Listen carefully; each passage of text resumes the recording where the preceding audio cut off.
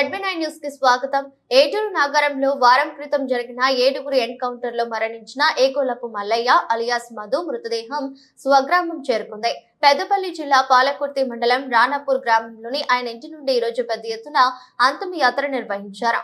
ఈ సందర్భంగా పౌర హక్కుల సంఘం నేతలతో పాటు వివిధ ప్రాంతాల నుంచి విప్లవ పార్టీల నేతలు, మావోయిస్టు సానుభూతి పరులు పెద్ద ఎత్తున పాల్గొని ఆయన మృతదేహానికి నివాళులర్పించారు. పూర్తిగా మనం కోల్పోయే అవకాశం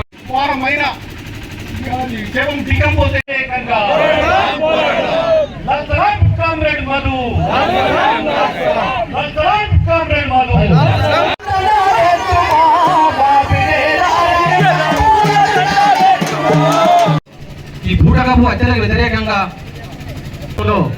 సాగవలసిన అవసరం ఉంది. సాగినప్పుడే రాజ్యాంగం ఒప్పుకున్నప్పుడు రాజ్యాంగానికి విరుద్ధంగా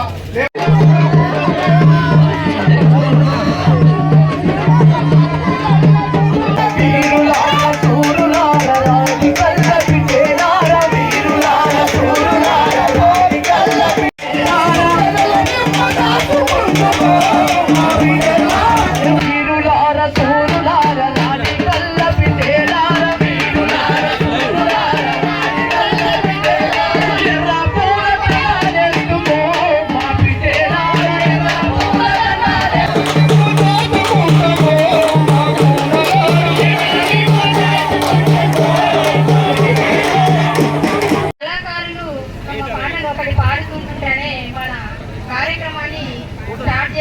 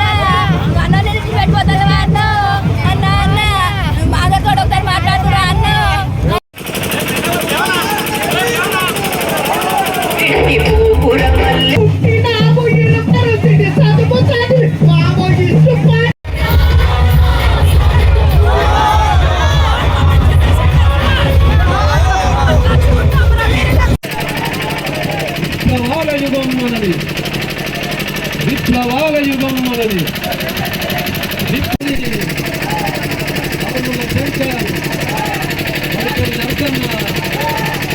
ఎత్తిరించడానికి అవకాశాలు ఉంటాయి. ఎందుకంటే ప్రజలు ఎప్పుడు బలహీనం కాదు, ఎప్పటికైనా సరే బలం తీసుకుంటారు. న్యాయానికి ఎప్పటికైనా బలం ఉంటుంది.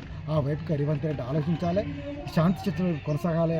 ఇటువంటి మధు లాంటి వ్యక్తులను హత్యలు చేసి లేకపోతే బూటకం ఎన్కౌంటర్లో చంపేసి మేము ఎన్కౌంటర్ చేస్తున్నామని ఆ విధానం సరికాదు.